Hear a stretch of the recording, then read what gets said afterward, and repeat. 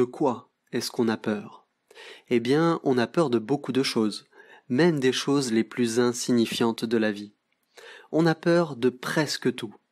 C'est d'ailleurs ce qu'on appelle la pagnoterie, une absence de courage qui est considérée comme une faiblesse de caractère. À ce sujet, on dit que Thomas Hobbes, un philosophe du XVIIe siècle, ne pouvait pas rester dans le noir sans avoir peur des fantômes. Pourtant, il ne croyait pas aux fantômes. Simplement, cette peur lui était restée des contes qu'on fait aux enfants. Quant au philosophe Schopenhauer, il était si angoissé que le moindre bruit dans la nuit le faisait bondir de son lit pour saisir son épée et ses pistolets, qui étaient toujours chargés. On voit qu'on n'a pas peur seulement de ce qui peut vraiment nous faire du mal, on a peur de ce qu'on croit capable de nous faire du mal, que ce soit à tort ou à raison. Donc, la peur est liée à nos croyances, elle est liée à la pensée. On dit souvent qu'on a peur seulement de l'inconnu. Mais est-ce que c'est vrai? On n'a pas peur quand on sait que quelque chose va nous faire du mal, ou quand on croit que ça va nous faire du mal. Dans ce cas, on est simplement désespéré. Par exemple, l'étudiant qui est convaincu qu'il ne réussira pas son examen ne ressent pas de peur, il ressent du désespoir. Donc, on a l'impression qu'on n'a peur que de l'inconnu, et qu'on n'a jamais peur de ce qu'on connaît. On aurait peur de l'inconnu parce qu'on ignorerait le mal dont on a peur. La peur serait donc toujours la peur de l'inconnu. Mais le problème, c'est qu'on ne peut pas imaginer l'inconnu.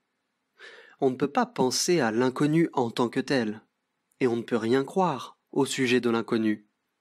On peut seulement imaginer ou penser à quelque chose qu'on connaît déjà, ou quelque chose qu'on croit connaître. Or, quand on a peur de quelque chose à propos de quoi on a des croyances, quelque chose qu'on imagine, qu'on croit connaître, ou qu'on connaît effectivement.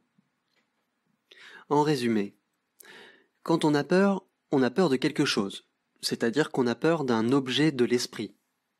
Or, l'inconnu n'est pas en tant que tel un objet pour l'esprit. Donc, on n'a jamais peur de l'inconnu en tant que tel. La solution à cette difficulté consiste à reconnaître qu'on a peur de l'inconnu uniquement dans la mesure où on le rapporte au connu. On a peur de l'inconnu lorsqu'on imagine ou lorsqu'on croit le connaître, lorsqu'on pense qu'il ressemble à ce qu'on connaît déjà. Ce dont on a peur, ce n'est pas de la mort elle-même en tant qu'elle est inconnue. Ce dont on a peur, c'est de perdre tout ce qu'on a connu. On a peur de perdre notre vie, de perdre nos amis, nos souvenirs, nos possessions, etc. Merci d'avoir regardé cette vidéo. J'espère qu'elle vous a plu. Si c'est le cas, n'hésitez pas à la partager et à la liker. Vous pouvez également laisser un commentaire. Je vous invite à me suivre sur Facebook et sur Twitter. Vous pouvez également me soutenir sur Tipeee. Merci à tous les tipeurs.